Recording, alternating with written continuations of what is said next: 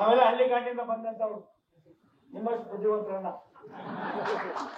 ಹಾಗಿರೋದ್ರಿಂದ ನಮ್ಮ ಜನರಿಗೆ ಅವಶ್ಯಕತೆ ಇದೆ. ನಾನು ಎಲ್ಲ ಹೇಳ್ಕೊಂಡು 10 ನಿಮಿಷ ಜಾಸ್ತಿ ಮಾತಾಡ್ತೀನಿ. ಅವಶ್ಯಕತೆ ಕೂಡ ಇದೆ.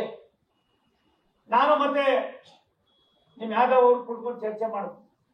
अब चर्चा किया, अब दोनों भी IAS अफसर इधर ही, एक तेलंगाना एक तमिलनाडु, अब दोनों भी केडर IAS अफसर. उधर रहने का क्या कोई जरूरत नहीं, जिधर जाते उधर काम करने का आपका है. मेरा इतने निवेदन है.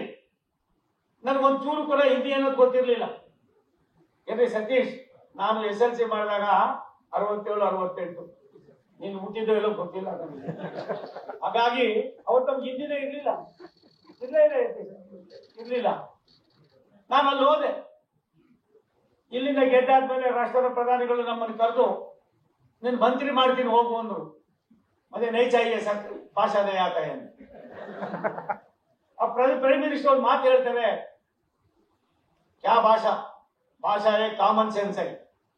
अब जाइए सीखिए, काम कीजिए, मुझे मालूम है कर्नाटक में बहुत अच्छा काम कर कोई, अब इधर ही कीजिए ಅಂತ ಹೇಳ್ತಾರೆ.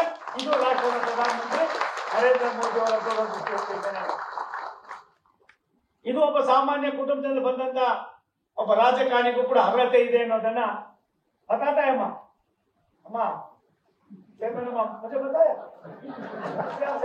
बात करने को ऐसा भी होना चाहिए. ಕೆಲವು ರಾಜ್ಯಗಳಲ್ಲಿ ಇವತ್ತು ಚರ್ಚೆ ನಡೀತಾ ಇದೆ. RPF ನಲ್ಲಿ ಸೀನಿಯರ್ ಆಫೀಸರ್ಸ್ ಇಡೀ ರಾಷ್ಟ್ರದಲ್ಲಿ ಎಲ್ಲಿಂದ ಯಾರು ಬೇಕಾದ್ರೂ ಬರ್ಬೋದು. ಅದು ಕರೆಕ್ಟ್ ನ್ಯೂಸ್. ಲೋಕಲ್ ನಲ್ಲಿ ನೀವು ಪೊಲೀಸ್ ಕಾನ್ಸ್ಟೇಬಲ್ ಏನಂತೀರ, ಕೇಡರ್ ಇದೆಯಲ್ಲ ನಿಮ್ಮನ್ನು ಕೂಡ, ಯಾಕೈತಿ ಕೇಡರ್ ಇಲ್ಲ. ಅವೆಲ್ಲವೂ ಕೂಡ ASI ನ ಕೆಳಗಡೆ ಇರ್ತಕ್ಕಂಥ ಅಧಿಕಾರಿಗಳು ಆಯಾ ರಾಜ್ಯದವರೇ ಆಗ್ಬೇಕು ಅನ್ನೋ ಚರ್ಚೆಗಳು ಭಾರತದಲ್ಲಿ ನಡೀತಾ ಇದೆ. ಇದರ ಅವಶ್ಯಕತೆ ಕೂಡ ಎಲ್ಲ ರಾಜ್ಯಗಳಿಗಿದೆ. ನಾನು ಮಂತ್ರಿಯಾಗಿ ಹೋದ್ಮೇಲೆ ಪ್ರೈಮ್ ಮಿನಿಸ್ಟರ್ಗೆ ಒಂದು 2-3 ಸಾರಿ ಚೀಟಿ ಕೊಟ್ಟೆ, कागज कोटे रिप्रेजेंटेशन. ये क्या है सोमण्णा? सब कर्नाटक में बहुत गरीब है सर, हिंदी हमको नहीं आता है सर, तो इंग्लिश थोड़ा थोड़ा आता है सर, इसलिए कन्नड़ में लिखो एग्जामिनेशन को ये करने का परमिशन दीजिए सर, एक आदेश कीजिए सर.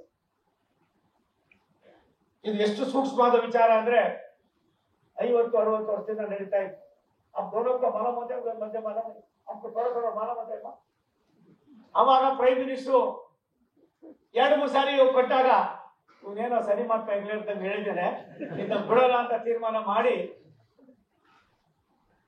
ಅದಕ್ಕೋಸ್ಕರವೇ ರಾಷ್ಟ್ರದ ಪ್ರಧಾನಮಂತ್ರಿ ನರೇಂದ್ರ ಮೋದಿ ಅವರನ್ನ ಈ ದೇಶಕ್ಕೆ ಭಗವಂತನ ಮತ್ತೊಂದು ಸಂದೇಶವನ್ನು ಕೊಡ್ತಕ್ಕಂಥ ನಾಯಕ ಅಂತ ಹೇಳೋದಕ್ಕೆ ಅವರು ತೀರ್ಮಾನ ಮಾಡ್ತಾರೆ.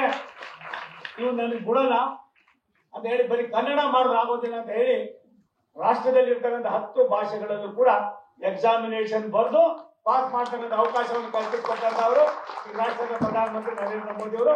ಅದು ಕರ್ನಾಟಕದ ಕನ್ನಡಿಗ ನಿಮ್ಮ ಸೋಮಣ್ಣನ ಒಂದು ಶ್ರಮವೂ ಕೂಡ ಇದೆ ಅನ್ನೋದನ್ನ ನಾನು ಸಂತೋಷ ಹೇಳಕ್ಕೆ ಇಷ್ಟಪಡ್ತೀನಿ.